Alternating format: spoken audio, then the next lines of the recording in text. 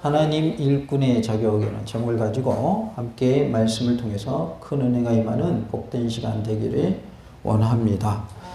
1절에 보면 헬라파 유대인들이 불만이 있는 것을 보게 돼요. 자신들의 홀로 된 여인들이 구제에서 빠지니까 그것에 대해서 불만을 갖게 돼요. 그래서 히브리파 유대인들을 그들이 원망을 하게 돼요. 왜 우리 헬라파 여인들은 구제에서 매일 구제를 하게 되는데 그 구제에서 빠지느냐? 왜 히브리파 여인들만 구제에 포함되느냐라고 히브리파 사람들에게 같은 유대인이지만 히브리파 유대인들에게 원망을 하는 그런 내용이 나옵니다.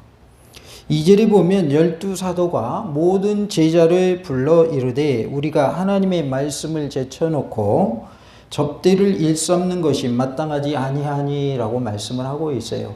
여기서 접대는 봉사하는 일을 말하고 있습니다. 4절에 우리는 오로지 기도하는 일과 말씀 사역에 힘쓰리라 하니 라고 말씀을 합니다. 그래서 기도하는 일 그리고 말씀 사역은 우리가 힘써 행할 터이니 이제 사역을 할 사람 중에서 봉사 사역을 할 사람이 필요하다라고 말하고 있는 것이죠. 초대의 교회에는 복음 사역과 구제 사역을 분리하게 됩니다. 그래서 복음 사역은 사도들이 하는 일이고 말씀을 가르치고 또 말씀을 선포하는 말씀을 전파하는 일, 복음 사역을 사도들이 감당하게 되고 또 봉사하는 일은 집사를 세워서 집사들을 통해서 그 일을 감당하게 하지요. 그래서 복음 사역과 구제 사역이 분리되는 것을 볼 수가 있습니다. 이렇게 이제 교회가 부흥하다 보니까 숫자가 많아질 거 아니에요? 그래서 숫자가 많아지면 돌볼 사람도 그만큼 또 많아지겠죠. 처음에는 이런 일을 사도들이 다 하다 보니까 이게 감당이 어렵고 또 복음 사역에 있어서 전념할 수가 없는 것이죠. 그래서 이것을 분리하게 되는, 그래서 말씀 사역과 구제 사역을 분리하게 되는 모습을 볼 수 있습니다. 성도의 수가 증가함에 따라서 성도들을 효율적으로 다스리고 복음 전파 사역을 원활하게 하기 위한 조직의 필요성이 대두되었던 것이죠. 그렇게 해서 무슨 제도가 생겼을까요? 집사 제도가 생기게 됩니다. 집사는 일정한 요건을 겸비한 자로서 철저히 섬기는 자로 사역을 했어요. 여기서 집사는 하나님의 일꾼이다라는 것을 알 수가 있어요. 그래서 하나님의 일꾼으로 초대교회는 집사를 세웠다. 오늘날로 말하면 안수 집사에 해당되는 직분입니다.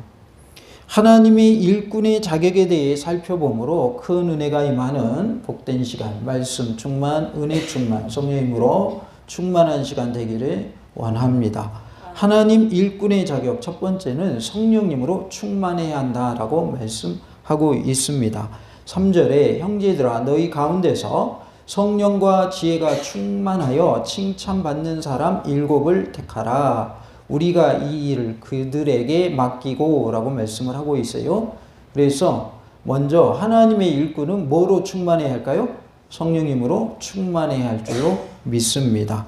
우리 모두가 성령님으로 충만한 자가 되어서 하나님의 일꾼으로 기이 쓰임받는 은혜가 있기를 간절히 원합니다. 다 같이 봅시다. 성령님으로 충만한 자 되어 하나님의 일꾼으로 크게 쓰임받읍시다. 그러니까 하나님의 일꾼으로 쓰임받는 데 필요한 것은 성령님으로 충만함을 받는 것입니다. 우리 모두가 성령님으로 충만한 은혜가 있기를 원합니다. 성령과 지혜가 충만해 칭찬받는 사람이라고 3절에 말씀을 하죠. 집사 일을 맡아볼 사람들의 자격으로서 제일 먼저 언급된 게 성령님으로 충만한 것이었습니다. 왜냐하면 성령님은 복음 전파와 교회 확장의 중요 동인이 되었기 때문입니다. 그래서 우리가 복음을 전함에 있어서 또 하나님 나라의 확장에 있어서 누가 함께해야 하기 때문에 성령님이 함께해야 하기 때문에 그 일이 가능하다. 성령님이 함께해야 하는 그러한 모습이 되어야 하기 때문에 우리가 성령님으로 충만해야 할 것을 말씀하고 있어요. 성령님과 함께할 때 복음 확장이 되는 것이고 성령님과 함께할 때 복음을 전파할 수가 있는 거죠. 성령님으로 충만하지 않은 사람은 복음을 전할 수가 없다 그 말이죠. 왜냐하면 나 자신도 확신이 없단 말이에요. 그렇기 때문에 복음을 전할 수가 없어요. 그러나 내가 확신이 있고 성령님으로 충만하게 되면 복음을 전하는데 제자들처럼 복음을 전할 수 있게 된다. 제자들은 감옥에 갇히면서도 풀려났을 때 다시 복음을 전했다. 이러한 모습들은 어떠한 결과일까요? 성령님으로 충만한 결과인 것이죠. 성령님으로 충만하기 때문에 감옥에 갇혔었지만 풀려나니까 이제 어떻게 해요? 또 복음을 전하는 거예요. 다시 감옥에 갇힐 수도 있고 또는 어떻게 될 수도 있는데 죽을 수도 있는데 그것을 개의치 아니하고 무조건 복음 전하는 일에 그들이 앞장서는 것을 볼 수가 있어요. 이처럼 성령님의 충만함이 사람을 변화시킨다. 예수님이 부활하셨는데 부활하신 예수님을 제자들이 만나고 보니까 예수님이 십자가에 못 박혀 돌아가신 후에 끝난 줄 알았는데 부활하신 예수님을 만나고 그들이 성령님을 받게 되니까 그리하여 성령님으로 충만함을 얻게 되니까 어떻게 돼요? 이제는 목숨도 두려워하지 않게 됐다 그 말이죠. 예수님이 십자가에 못 박혀 돌아가실 때 재판하는 과정 속에서 베드로가 그것을 보고 있다가 한 여종이 너 예수님 제자 아니냐라고 할 때 베드로가 어떻게 합니까? 부인을 하죠. 나 아니다. 그런데 이제 어떻게 바뀌어요? 부활하신 예수님 만난 후에는 목숨을 두려워하지 않아요. 드러내놓고 나는 예수님의 제자다 라는 것을 드러내놓고 복음을 전합니다. 이렇게 성령님 충만 이전과 성령님 충만 이후의 모습은 전혀 다른 모습이다. 180도 달라진 모습을 보게 되는 것이죠. 그래서 우리도 하나님의 은혜 가운데 성령님의 충만함을 얻는 놀라운 은혜가 있기를 원합니다. 먼저 우리가 되어져야 할 것은 회개하고 예수님을 영접하고 구원함을 얻는 복을 누려야 할 줄로 믿습니다. 예수님 믿지 않으면 그 믿음 없는 모습으로는 구원이 없기 때문에 우리는 반드시 예수님을 영접해야 하고 예수님을 영접하여 하나님의 자녀가 됐다면 이제 하나님의 일꾼으로 쓰임 받아야죠. 그러려면 뭐로 충만을 받자고요? 성령님으로 충만함을 받는 그런 은혜가 있기를 간절히 원합니다. 그래서 우리 모두가 성령님으로 충만한 자 될 수 있기를 간절히 원합니다. 우리가 사도행전 8장 39절을 보게 되면 둘이 물에서 올라올새 주의 영이 빌립을 이끌어 간지라 내시는 기쁘게 길을 가므로 그를 다시 보지 못하니라 라고 말씀을 하고 있어요. 빌립이 에디오피아 여왕 간닥의 국고 맡은 내시를 만나서 이사야서의 내용을 설명해 주게 됩니다. 내시가 이 말씀이 무슨 말씀인지 모르겠다 라고 하면서 예수님에 대해서 예언한 말씀을 질문을 해요. 그랬더니 빌립이 복음을 전하기 시작하면서 여기서 나오는 양은 누구다? 바로 예수님을 말한다라고 하면서 복음을 전하게 되지요. 그랬더니 내시가 뭐 베풀어 달라고 그래요? 세례를 베풀어 달라고 합니다. 그래서 그들이 같이 물에 내려가서 세례를 주고 한 사람은 받고 이렇게 되는 것이죠. 그 후에 이제 되어진 내용이 사도행전 8장 39절인데 주의 영이 빌립을 이끌어 갔다라고 했어요. 여기서 주행은 뭐를 말할까요? 성령님을 말하는 거죠. 그래서 성령님께서 빌립을 이끌어 가셨고 그 다음에 다시는 내시가 그를 보지 못하였다 이렇게 표현을 하고 있지요. 성령님으로 충만한 빌립이 복음 전파에 힘쓰는 모습을 보게 됩니다. 우리도 복음을 전하는 일에 있어서 쓰임받는 은혜가 있기를 원합니다. 그러려면 먼저 뭐로 충만해야 할까요? 성령님으로 충만한 그런 모습이 다 되시기 바랍니다. 그래서 제자들처럼 남들이 뭐라고 하더라도 나를 핍박하든지 말든지 그런 거 상관하지 마시고 주님의 복음을 전하는 일에 앞장서는 그런 모습이 다 되시기를 원합니다. 따라서 성령님으로 충만한 사람은 성령님께서 부여하신 은사와 함께 자신의 재능을 온전히 바쳐서 하나님의 일을 올바로 이루어 나갈 수 있는 것입니다. 그래서 하나님이 주신 은사와 하나님이 주신 재능을 가지고 우리가 하나님의 일을 이루어 나가게 된다라는 것이죠. 그래서 하나님의 일을 감당할 수 있는 은사를 내게 주셨음을 믿으시기 바랍니다. 그리고 하나님의 일을 감당할 수 있는 재능을 주셨다. 달란트를 내게 주셨다라는 사실을 믿으시기 바랍니다. 그래서 우리가 하나님께 쓰임받을 때에는 내게 주신 은사를 활용하고 내게 주신 재능을 잘 활용해서 하나님을 잘 섬기는 모습이 되어야 할 줄로 믿습니다. 누가복음 1장 15절에 이는 그가 주 앞에 큰 자가 되며 포도주나 독한 술을 마시지 아니하며 모태로부터 성령의 충만함을 받아라고 말씀을 하고 있습니다. 천사가 사가랴에게 아내 엘리사벳을 통하여서 아들 요한을 낳게 될 것을 알리는 내용입니다. 사가랴에게 천사가 나타났어요. 그래서 사가랴에게 알려주는 거죠. 내 아내 엘리사벳을 통해서 아들을 낳을 것이다. 그의 이름을 이제 요한이라 하라 하면서 알려주는 내용인데 뭐라고 하셨냐면 모태로부터 성령의 충만함을 받아라고 표현을 하고 있습니다. 모태로부터 성령으로 충만함을 받은 사람은 누구다? 세례 요한이었다라는 것을 알 수 있어요. 사가랴는 아들 세례 요한이 모태에서부터 성령님으로 충만해지리라는 누가복음 1장 15절 말씀을 들었는데 여기서 우리는 선택과 지도와 봉사의 개념을 보게 됩니다. 하나님이 선택하셨고 하나님이 지도하여 주시고 하나님이 뭐하게 하신다?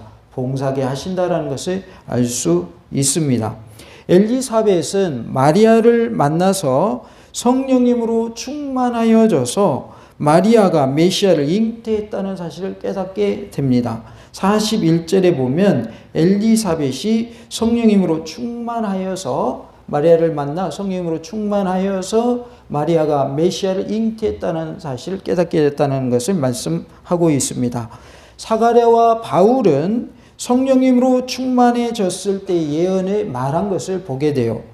67절과 사도행전 13장 9절에 그것을 말씀해 주고 있습니다. 사가랴도 바울도 성령님으로 충만할 때 예언을 했다라는 것이죠.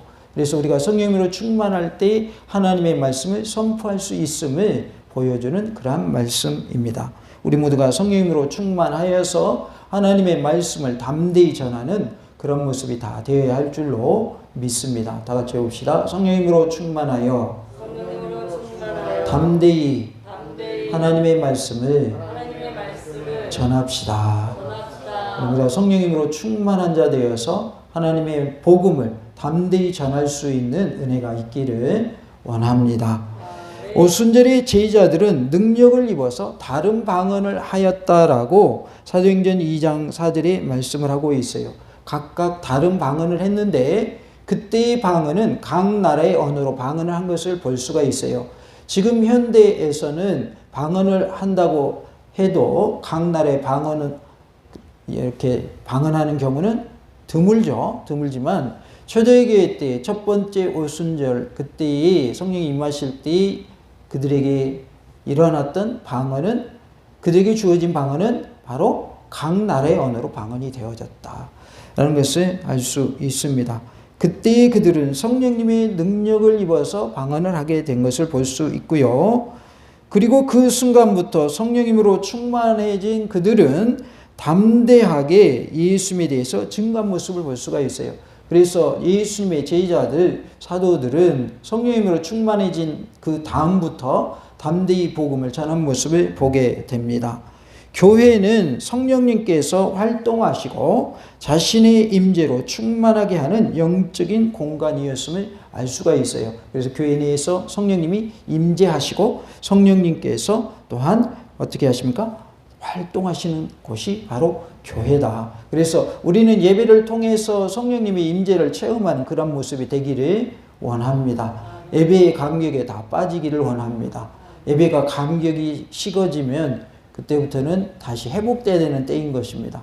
다시 회복되어서 예배의 감격에 우리가 빠지고 예배 속에서 하나님 임재를 체험하고 성령님의 함께 하심을 체험하면서 예배가 기쁨의 예배가 되고 감사 예배가 되고 말씀으로 충만한 예배, 성령님으로 충만한 예배가 될 수 있기를 원합니다. 어떤 사람이 하나님께 온전하게 굴복하고 성령님의 감화를 수용함으로 하나님의 일이 그 사람의 삶에 성취될 수 있을 때 사도 바울은 그 상태를 표현하여서 충만이라 이렇게 표현을 했어요. 그래서 우리가 하나님께 온전히 굴복한 모습이 됐을 때가 바로 성령님으로 충만한 때다. 성령님의 감화를 받아서 하나님의 일이 그 사람의 삶에서 성취될 수 있는 그때가 바로 성령님으로 충만한 때다. 그래서 우리가 성령님으로 충만함을 받아서 하나님의 일을 나의 삶을 통해서 성취해 나가는 그런 모습이 되기를 원합니다. 하나님의 뜻을 이루고 하나님의 일을 행하기 위해서는 성령님으로 충만해야 할 줄로 믿습니다. 다 같이 봅시다. 하나님께 온전히 굴복합시다. 하나님께 온전히 굴복한 모습이 되기를 원합니다.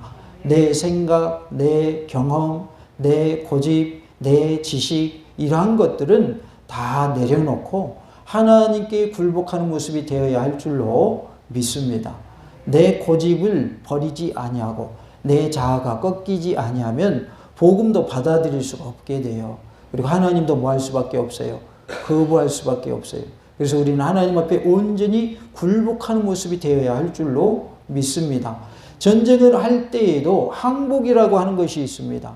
이제 나는 모든 것을 포기했습니다. 당신들이 알아서 하세요. 이게 항복이란 말이에요. 그러나 끝까지 항복하지 않는 사람들은 살려준다고 해도 자신의 뜻을 굽히지를 않지요. 하나님이 나를 살려주시겠다는데, 하나님 나를 구원해 주시고 천국 가게 해 주시겠다는데 끝까지 내 뜻을 굽히지 아니하면, 하나님께 굴복당하지 아니하면 구원이 주어집니까? 주어지지 않습니까? 주어지지 않는다 그 말이에요. 그래서 우리는 하나님께 굴복당해야 돼요. 하나님께 굴복당하는 은혜가 있기를 원합니다. 또한 우리는 이것을 어떻게 표현할 수 있냐면 하나님의 통치를 받아야 돼요. 누구 통치 받아야 돼요? 하나님의 통치를 받아야 할 줄로 믿습니다. 말씀의 지배를 받아야 합니다. 성령님의 인도하심을 받아야 됩니다. 우리가 온전히 주님께 굴복하는 모습이 될 때에 성령 충만의 역사가 나타나는 것이고, 그것이고 성령님으로 충만한 결과인 것이죠. 굴복하지 아니하면 되는 게 없어요. 왜냐하면 하나님이 이렇게 하라고 하는데 나는 굴복하지 아니하기 때문에 하라는 대로 해야 하네요. 안 하게 된다고 말이죠. 그래서 우리가 하나님 앞에서 온전히 굴복된 모습, 온전히 순종하는 모습, 주님의 말씀에 복종하는 모습이 되어야 할 줄로 믿습니다. 그러한 상태가 되는 것, 하나님이 내 삶을 통하여서 하나님의 일을 이루시고 하나님의 뜻을 성취해 나가실 수 있는 그 상태가 바로 성령님으로 충만한 상태다라는 것이죠.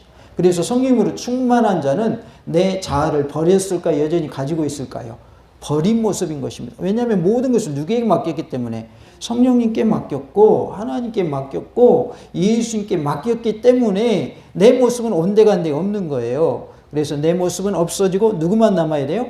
예수님만 남아야 할 줄로 믿습니다. 그래서 우리가 하나님의 은혜 가운데 예수님만 우리의 삶 속에서 남아있는 모습이 되고 내 모습은 예수님의 모습 뒤에 감추어지는 그런 모습이 되기를 원합니다. 이러한 표현을 어떤 분은 뭐라고 표현하셨냐면 성령님보다 앞서지 말아라 이렇게 표현을 합니다. 성령님을 앞세우라는 거죠. 그래서 성령님께서 행하신 대로 따라가라 라고 말씀을 하죠. 우리가 성령님을 앞세우며 나아가는 그런 모습이 되기를 원합니다. 내 고집 버리시기 바라고, 내 자아를 버리시기 바라고, 내 뜻을 버리시고 하나님의 뜻에 내 뜻을 맞추시기 바랍니다. 우리는 기도할 때 어떻게 기도하기 쉽냐면 내 뜻을 관철시키려고 기도하기 쉽습니다. 하나님의 내 뜻에 맞춰주세요. 이렇게 기도하기 쉽단 말이에요. 그러나 그것은 예수님의 기도와도 안 맞아요. 예수님 기도의 본을 보여주셨잖아요. 하나님 이 쓴 자를 내게서 거두어 달라고 하잖아요. 옮겨 달라고 하잖아요. 그런데 그 기도가 그렇게 끝나지 않았잖아요. 뭐라고 기도를 마치십니까? 그러나 내 뜻대로 하지 마시고 아버지의 뜻대로 되기를 원합니다. 이게 예수님의 기도란 말이에요. 예수님 우리 기도의 본을 보여주셨다 그 말이에요. 그러니까 우리도 예수님처럼 기도하면 되는 거예요. 어떻게 기도하면 돼요? 하나님 이렇게 되기를 원해요. 그런데 이것이 하나님의 뜻이 아닌지 또는 하나님의 뜻인지 저는 알 수 없지만 하나님의 뜻대로 되게 해주세요. 제 뜻대로가 아니라 하나님 뜻대로 되게 해주세요. 이렇게 기도해야 된단 말이죠. 그러니까 우리가 원하는 소원을 하나님께 아뢰일 수는 있지만 내 뜻만을 끝까지 말하고 끝내지 말고 누구의 뜻을 구하고 끝내라는 거예요. 하나님의 뜻을 구하고 끝내라는 것이죠. 그래서 내가 삶의 주인이 되지 말고 성령님이 나의 주인이 되고 예수님이 나의 주인이 되는 그런 모습이 되어야 할 줄로 믿습니다. 내가 주인이 되면 하나님은 내 일을 도와주는 종에 불과한 거예요. 그러나 하나님이 주인이 되면 하나님이 나를 도와주시는 전능하신 하나님이 되는 거예요. 이렇게 달라지는 거예요. 내가 주어가 되면 될 일도 안 될 가능성이 많아요. 왜? 하나님의 뜻이 아니니까. 그러나 하나님이 주인이 되시면 내가 원하는 길과 하나님이 원하시는 길이 있을 때 하나님이 원하시는 길로 인도해 주시고 잘되게 하시고 복되게 하시고 형통케 하신다 그 말이에요. 그래서 우리가 하나님의 뜻을 묻고 하나님의 길을 구하고 하나님의 길이 무엇인가를 알고 그 길을 걸어가고 하나님의 뜻대로 행하는 그런 모습이 되어야 할 줄로 믿습니다. 만일 우리가 술의 감화를 받아서 굴복한다면 우리 행위와 언어와 사고는 부정적인 영향을 받게 됩니다. 사람들이 처음에는 술을 마신다고 그래요. 그런데 나중에 누가 누구를 마신다고 그래요? 사람들이 말하기를 술이 사람을 마신다 그래요. 술에게 이제 장악돼 버리는 거예요, 그 사람이. 그래서 술을 안 먹으면 못 견디는 것이고 술을 끊으면 금단 현상이 일어나가지고 막 너무 힘들어하고 그런 모습들을 보게 됩니다. 우리는 술의 감화를 받는 것이 아니라 성령님의 감화를 받아야 돼요. 또한 우리는 세상의 것에 우리가 정복되는 것이 아니라 말씀의 정복이 돼야 돼요. 성령님의 지배를 받아야 돼요. 세상의 것으로 가득 찬 사람들은 말과 행동과 그의 생각이 세상적일 수밖에 없는 거예요. 하나님의 사람들은 생각하는 거, 말하는 거, 행동하는 거 하나님의 원하신 방법대로 하게 되어 있어요.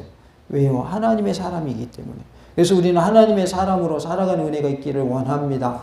우리 말하는 것도, 우리 행동하는 것도, 우리 생각하는 것도 다 하나님이 기뻐하시는 그러한 일들을 행할 수 있는 능력의 삶이 다 되시기를 원합니다. 내가 원한다고 해서 다 되는 것은 아니지만 내가 하나님을 의지하고 성령님의 도우심을 간구하면 하나님께서 그렇게 응답하여 주실 줄로 믿습니다.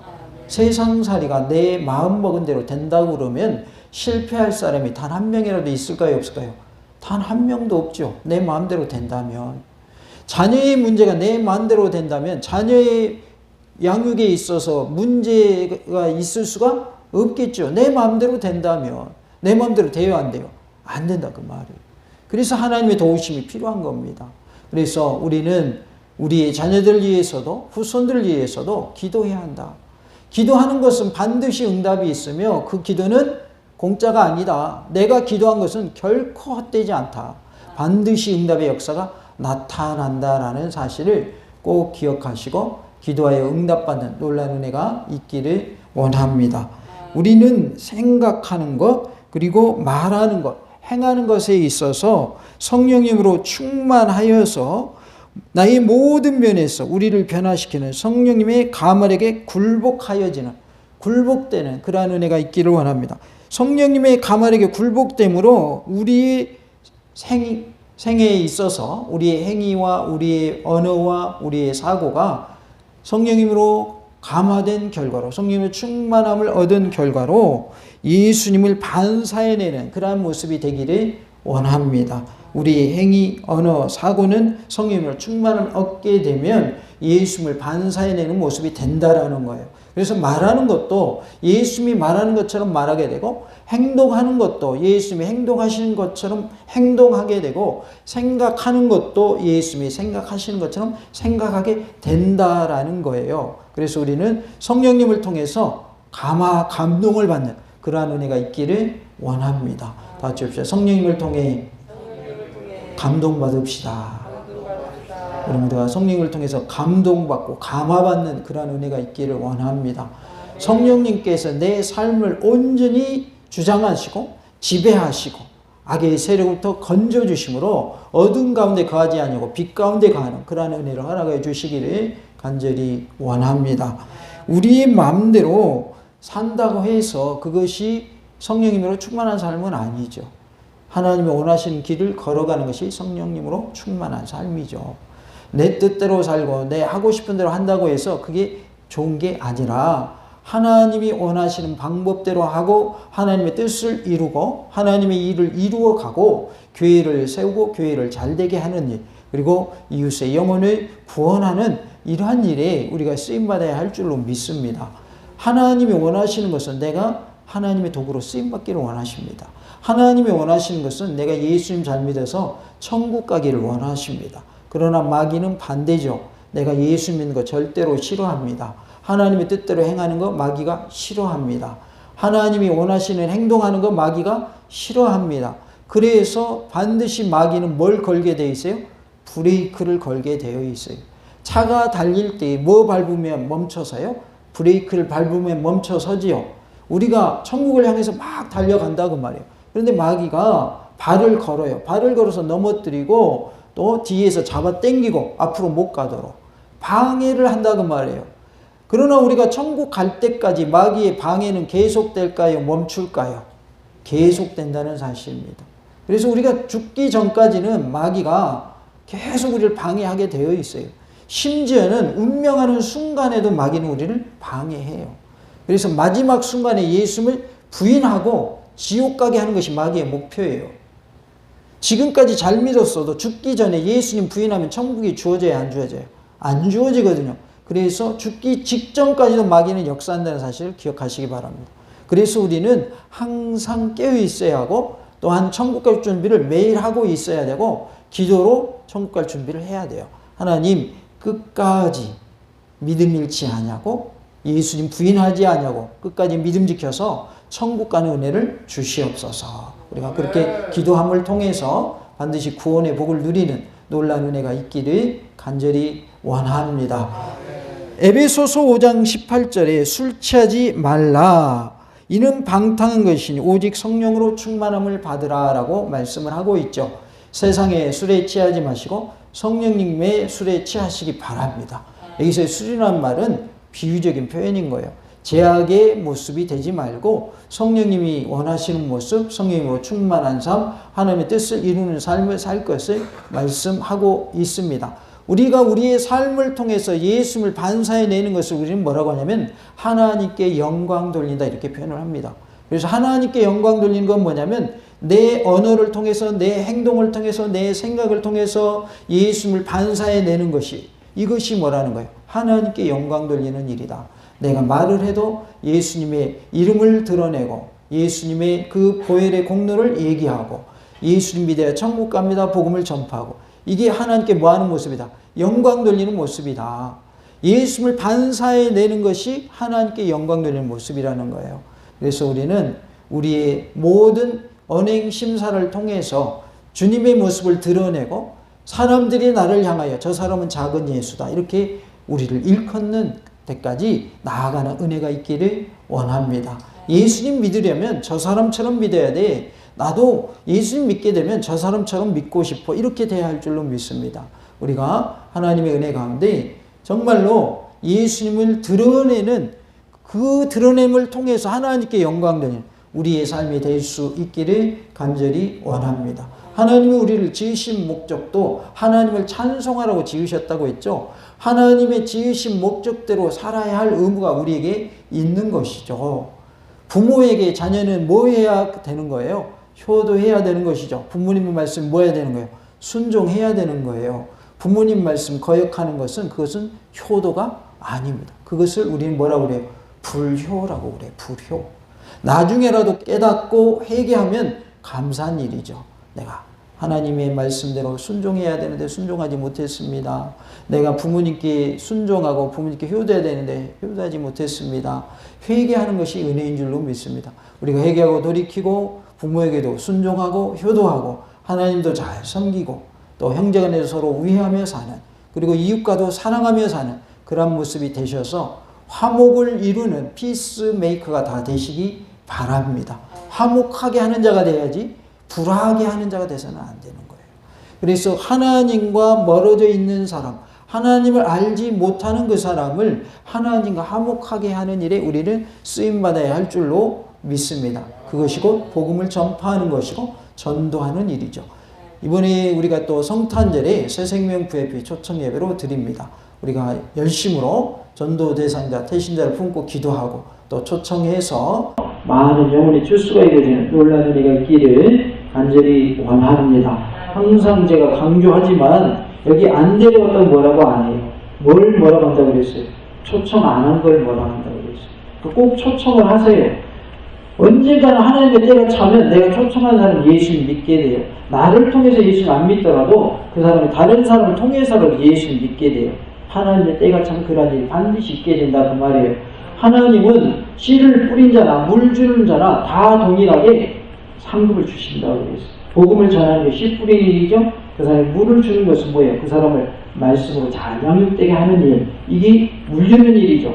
그래서 그 사람이 예수를 믿게 됐다면 꼭 교회를 데려온 사람만이 상급이 있는 것이 아니라 그 사람에게 복음을 계속 제시했던 사람, 씨를 뿌렸던 사람도 하나님의 상급이 있다라는 사실을 기억하시고 복음 전하는 일을 끝까지 잘 감당하시기를 간절히 원합니다. 하나님의 일꾼은 성령님으로 충만한 사람이어야 합니다.